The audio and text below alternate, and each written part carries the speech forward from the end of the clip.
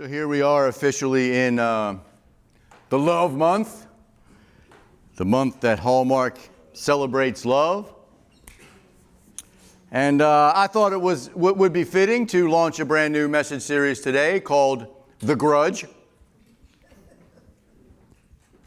Now that may seem a little funny, and it probably is. But if we are called to love, right, if our mission in this world is to be the love of Jesus, is to show God's love to this world, is to love God with all our heart and all our soul and all our mind, and love our neighbor as ourselves, right? That is the two commandments we get. Then I think our human ability or necessity, whatever you want to call it, to hold grudges can really stand in the way of our calling to love. So over the next 4 weeks, we're going to be talking about some pretty heavy topics. And we're going to talk about having the faith to forgive.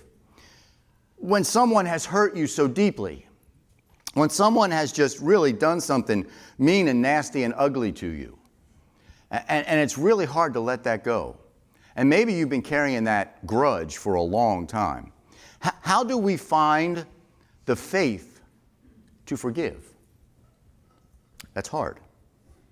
And we're going to talk about forgiving God. And that's probably not the best way to put that, because God doesn't do anything wrong. He doesn't need our forgiveness. But we do often kind of hold grudges against God because we may think God should have done something that he didn't do, or that God allowed something to happen that didn't happen. There's lots of ways we can kind of get angry with God. So we're going to talk about how to kind of get past that and reconcile ourselves internally with who he is. And in the last week, we're going to talk about forgiving ourselves. We don't talk about this a whole lot in messages. We always talk about forgiving others, but all of us, somewhere buried deep down inside, maybe we have a regret, or a choice we didn't make, or a choice we did make that haunts us. Some behavior we can't get rid of, something that keeps us at odds with ourselves, and we can't get rid of it. So we're going to talk about how to forgive ourselves, how to get over the grudge we have with ourselves. But today, we're not talking about any of those things. Today we're going to talk about forgiving offenses. And I'm not talking about the big, really heavy, weighty things that people can do to our lives. We're talking about that next week. What I'm talking about are the little tiny things that offend us. And if you have even just kind of watched anything that happens in our culture, everybody's offended about something. Right? I mean, that is just the way we are these days. Everybody seems to take offense to everything. No matter what you say, no matter what you do, you looked at me the wrong way. And these little things, these little tiny offenses, if we let them, can build up and they can linger and they can hold us back from what God has in store for us, from what God has designed us for, from what God has on our lives, the calling that each of us has from God. If we let these little tiny things build up, it can keep us so far from what he has planned for us that it's hard to come back from that. Now, I want to do a little poll. I want you all to raise your hands. If you know someone who is easily offended, anybody know someone who is easily offended? I think it's almost unanimous, but if your hand is not up, then you have obviously not logged on to your computer or your smartphone within the last 24 hours. Right? Because someone on there is being offended about something. It happens all the time. People, we just live in this culture where we're easily offended. We get annoyed at little tiny things. We get bothered. We get hurt over these small and really insignificant things. Somebody rolled their eyes at me while they were talking to me. I didn't like the tone of your voice. Right? We all deal with this one, right? We're right at the end of the traffic jam, and somebody has ridden all the way down the shoulder of the road to get to the top. But you, Christian self, you're like, okay, I'll let you in. And they skirt right in there, and they don't even give you the obligatory thank you wave. right? That's the most unchristian thing you could ever do. Cut in front of somebody and not give them the obligatory thank you wave. Or how about this one? This one hits home. I know everybody is going to, right? So you text somebody and they don't text you back. And you know they saw it because the bubbles are there, right? The little bubbles are there. There's something is going on, and then all of a sudden it goes silent, dark, dead. Maybe on your social media account, somebody never likes your stuff. They like all their stuff, but nobody ever likes my stuff. How come they get all the good comments, but I just get LOL? You know? Or the most unpardonable sin of the 21st century, I have been unfriended. We don't like that. We live in an age of perpetual offense. It's true, all of us. We're quick to judge, we're quick to condemn, we're quick to call a foul. You did something wrong to me. We're quick to be offended. And I'm not, I'm not exempt from this, folks. So we go to Panera Bread just about every Friday night. And if you've ever been in the parking lot of the Panera, I'm talking about the one up in Pasadena by the nighttime pediatrics, and there's like 5 mattress places in that one building. I don't know what that's all about. But it's the worst parking lot in the world. I mean, first of all, the parking spaces are like 3 inches wider than your car. They are, and inevitably, if you go to park there, someone has moved all the way over to one line because they want the extra space on the other side, and somebody has moved all the way over to this line. So if you manage to get in, right, you got to kind of like, you can't even get out of your car. But what's even worse than that, what gets me right here every time is when I find a spot where there's 2 of them, and I pull in and I make sure I'm right in the middle so there's plenty of room, and then some dude comes in, of course he backs in so that his driver's side door is on the other side, he backs in right on the line, gets out of his car and doesn't even acknowledge me. And I got to do like this Dukes of Hazzard thing, like climb out the window and shimmy like that. I mean, now they got self-parking cars. Is your car self-park? Is that one of those? I noticed a commercial for Hyundai. Now the car just pulls itself out, you get in, it pulls itself back in. I mean, that's pretty cool. They probably went to Panera before they designed that car. I mean, that's, you know, but we get offended by all these things. But here's what I want to tell you guys. If we are on a continuous search to be offended, we are always going to find what we're looking for. Always. 100% of the time. If you are always looking out at the worst in people, or a situation where somebody has done you wrong, or somebody has parked right next to your line and you got to Dukes of Hazzard it out the window, if you're always looking to be offended, you will always, always find it. And that's a no-win situation. Nobody ever said, my life is way more productive because I take offense to everything. Nobody ever said my life is better because I'm always offended. My relationships are better because we just offend each other all the time. That's a great thing. My marriage is better because we're always offended. Right? Nobody ever said that. I'm closer to God because I take offense to every little thing that happens in this world. There's no win if we are always on the lookout to be offended. And this is something I want you guys to take with you today. So if you want to write it down or take a picture or tweet it so you know it later, this is why we have to remember this. Your life is too short, and your calling is too great to be offended by something small.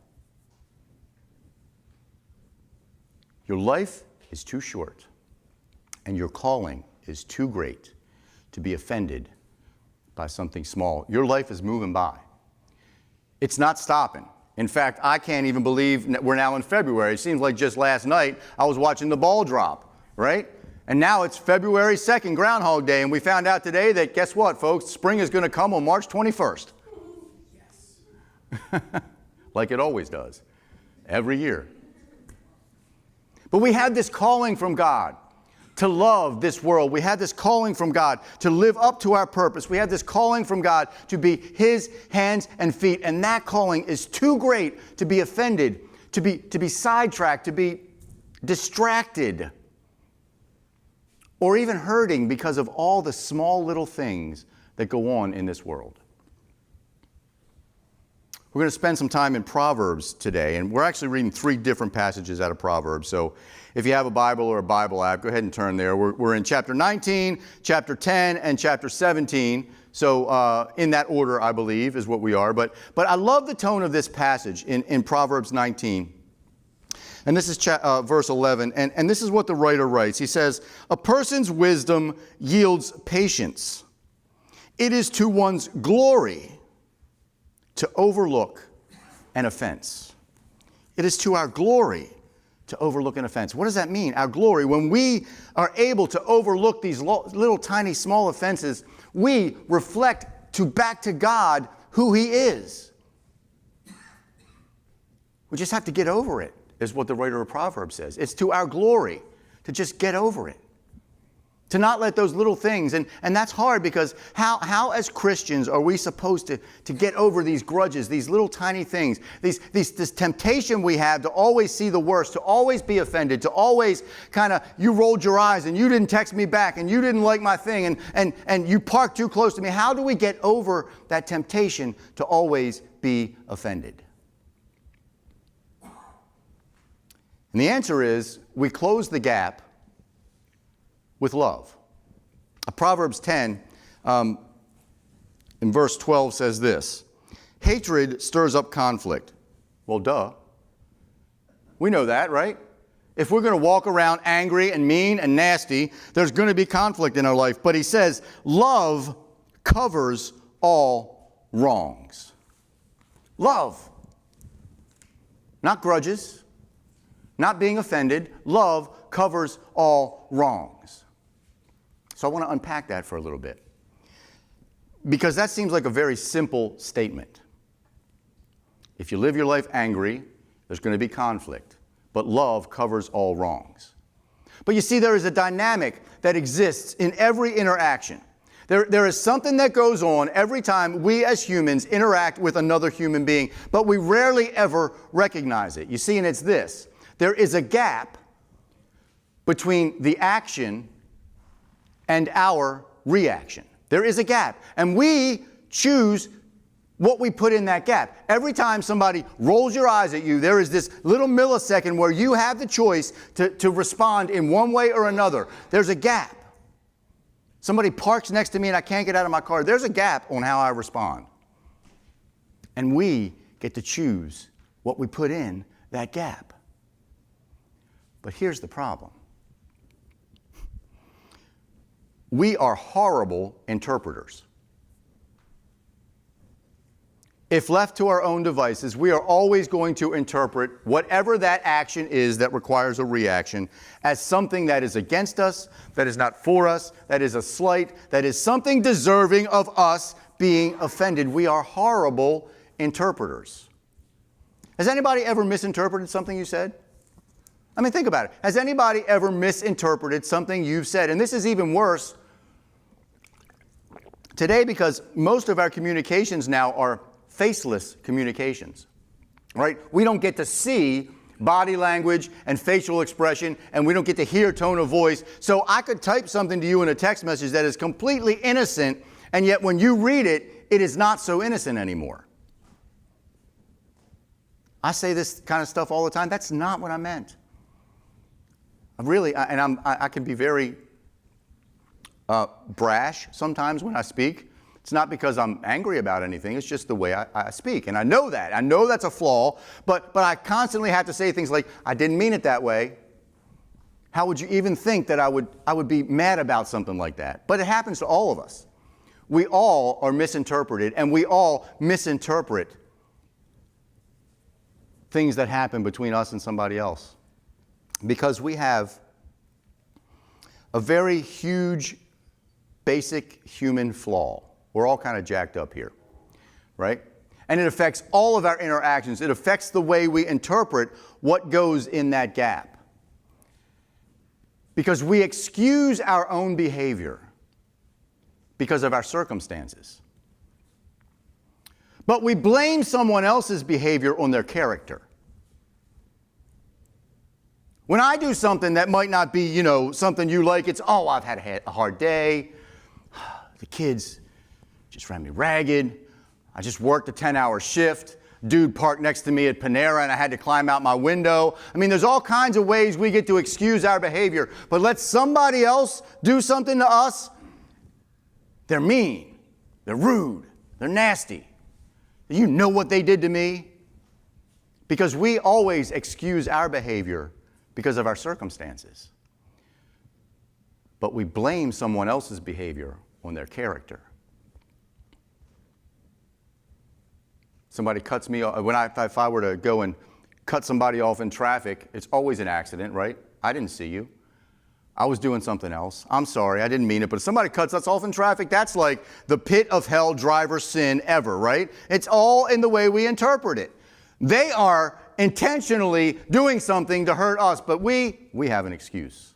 There's always a gap. And we choose what we put in that gap. And the reason that this human flaw is so important is because we're up against an enemy, a spiritual enemy. The devil, Satan. It's real, folks. I'm not making this up. Not a little dude running around with a tail and horns and all that kind of stuff. He wants us to fill that gap with accusations. In fact, in Revelation, the book of Revelation, it says that he is the accuser. He will always want us to put in that gap accusatory, judgmental, hatred, blaming it on their character. He's always going to want us to fill that gap with accusations and then take offense to it. That's what he wants. But love is what we can choose to put in the gap. And back in Proverbs 17:9, let me get to that page over here. Proverbs 17:9 says, whoever would foster love covers over an offense. Covers over an offense, you see, because love gives the benefit of the doubt. Love trusts that other people are not acting out of hatred or malice or anything wrong. They're just as jacked up as we are. Love always assumes the best. Love always believes in the other person. If my wife were to say to me on a Thursday night, honey, did you take out the garbage today? I have two ways to respond. I could be like, are you calling me lazy? I take out the garbage every week, don't I? Isn't there always garbage at the end of the road? Always.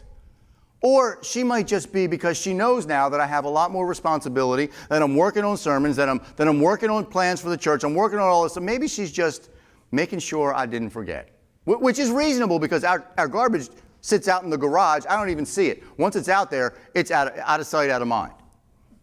I have two ways. I can either fill that gap with accusations or I can fill that gap with love. Paul wrote to the church in Ephesus, the Ephesians. We don't have to turn there, but he said, be patient with each other.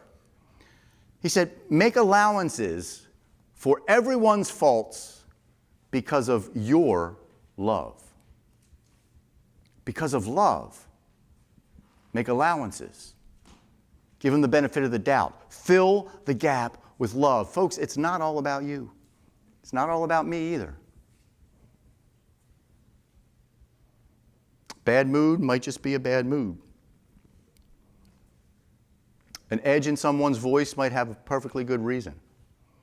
Maybe they cut us off because they have an emergency they have to get to and there was no other way to get in that traffic. And this kind of stuff happens all the time. We all have bad days. We all get distracted. We all get bad news. We're all fighting battles. None of us are perfect. Not one of us. And if we were to always say that everything someone does against us is because of bad character, first of all, we'd be wrong. But second of all, we just walk around holding grudges against everybody. We'd be offended by everything. And the sad thing is that's kind of where we are in this society, in our culture, in everything that we do. Somebody is offended by something. But we choose what to put in that gap. And we should fill that gap with love. We should always give the benefit of the doubt because we want it to work both ways. We want them to give us the benefit of the doubt. So we certainly need to be able to extend that same thing to them.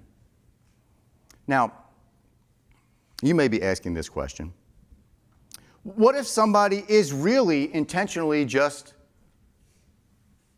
nasty?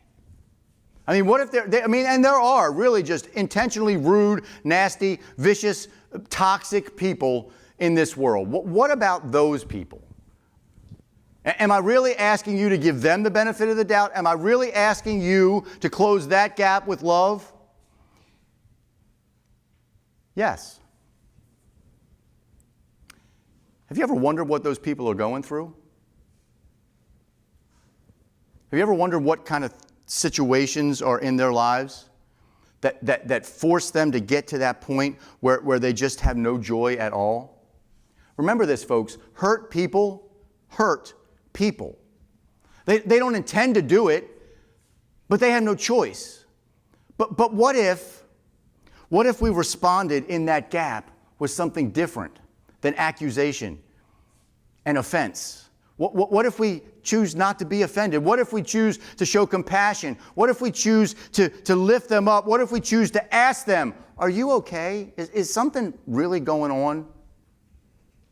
Imagine what a difference that would make in their life and in our life too. Remember, our passage today, it said that a person's wisdom yields patience, but it is to one's glory to overlook an offense. Overlook the offense. It's kind of like pretending it didn't even happen. A conscious decision to get over it, to let it go. And it is the most basic form of forgiveness, by the way. That word overlook comes from a Hebrew word, A-V-O-R, avor. And really what it means is to let it pass over, to pass over it. Somebody rolls their eyes at you, just pass over it. Who cares? Somebody doesn't respond to your text message, pass over it. Somebody parks next to me at Panera, pass over it. Somebody doesn't like my post, pass over it. My Instagram doesn't get 25 likes, pass over it. And by the way, mine get like 2, so, you know. Pass over it. Let it go. Instead of focusing on the offense, instead of dwelling on the offense, instead of replaying it in our minds over and over and over again, instead of magnifying it to the point where it actually means something to us, we choose to pass over it. Let it go. We didn't get an invite to a party? I'm over it. Somebody made that rude comment? I'm over it. Your mother-in-law corrects your kids? I'm over it. Somebody spoke to me with a rude tone? I'm over it. Somebody rolled their eyes at me? I'm over it. Whatever it is, folks, it's not worth the energy to be offended. I work with a guy, I'm not going to mention his name, but we've worked together probably for 8 or 9 years now. And I had never met a card-carrying, sign-holding atheist ever in my life. But this guy was one. Very vocal about it, very loud about it, very, very expressive about it, not always in a good way. And when he found out that I was a follower of Jesus, when he found out that I was pastor at a church, he just kind of let it rip. I mean, he would say the most nasty, mean, hateful things. Only weak people love God. The only reason you run to God is because you can't handle things on your own. It's just an excuse. There is no God. I don't have to prove that God exists. You have to prove He does. I don't have to prove God doesn't exist. You have to prove He exists. All that for months and months and months. He went on and on. Every chance he got, he would send me links. He would send me memes. He would send me pictures in email. And I had 2 choices. What I really wanted to do was give it right back to him. What I really wanted to do was just blast him.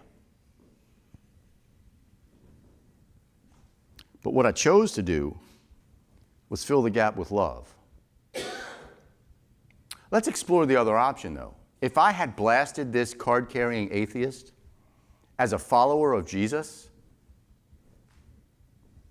what kind of witness would I be to the power of Jesus? If you're so easily offended by everything that happens and you make yourself known about it, what kind of example are we as a follower of Jesus? It's like our moms always said, it's better to say nothing than to say something mean. If you don't have something nice to say, Ethan, what? Don't say anything at all. Way to go, Jen. That's right. Satan wants you to fill the gap with accusations. He wants you to take every opportunity you can to be mean and nasty, and he wants that grudge to build up in you and overflow in you to the point where you forget about God, and you forget about love, and you forget about your mission, and you forget about your purpose. That's what he wants, but we don't have to do that because Jesus came to be a human being so that he could take our condition of sin and nail it to the cross so that we get the same resurrection power that he had. We have it. You have the power to just let it go, to let it pass over, to not do it, to fill the gap with love in real time. You don't even have to think about it. The next time somebody does something that you would have taken offense to, just let it go. Fill the gap with love. Your marriages will be better. Your friendships will be better. Work will be better. Your ministry will be better. When we extend the same grace that Jesus gave to us, to everyone around us, imagine what that would look like. Your life is too short, and your calling is too great to be offended by something small. Imagine where we'd be if there wasn't someone who closed the gap for us. Because there is a gap. There is a gap between us and God. And that gap is called our condition of sin. And certainly we didn't start it, but we have it. That gap is so great. There's nothing we could ever do in our own power. There's no good enough you can be to get back to God. There is no penance you can do to get back to God. You couldn't serve enough homeless people on your own to get back to God. You could not donate enough money to any church in this world to get back to God. You couldn't sit in a service long enough to get back to God. The only way we ever have that relationship with God is because Jesus closed the gap. God filled that gap with love. Jesus. Because he loved us so much that he was unwilling to let us stand on the other side of that gap.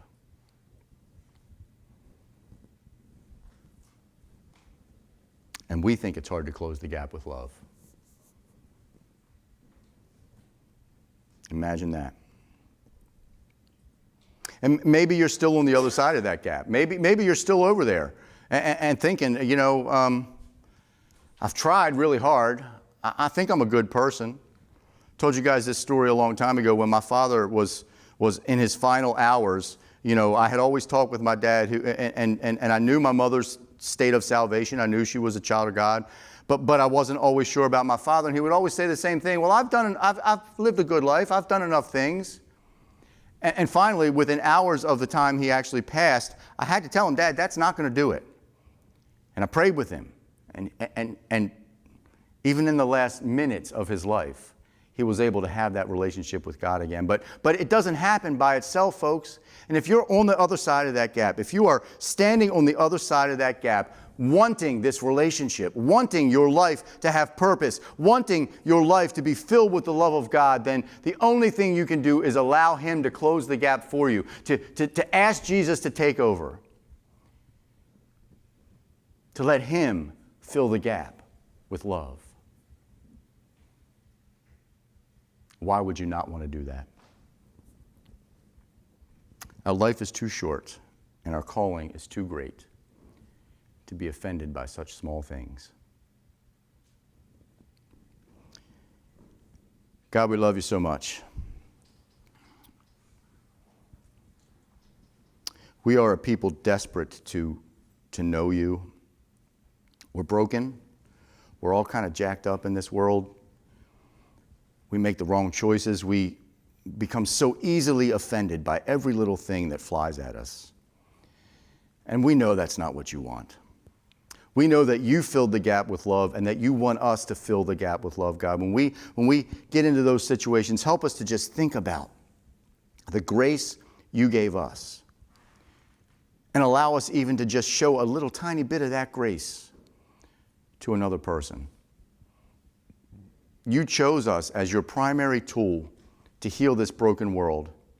And if we allow the accuser to dictate what we put in that gap, it's never going to happen. The world is going to become more broken, more messed up, more just, I don't even want to think about that. So God, help us.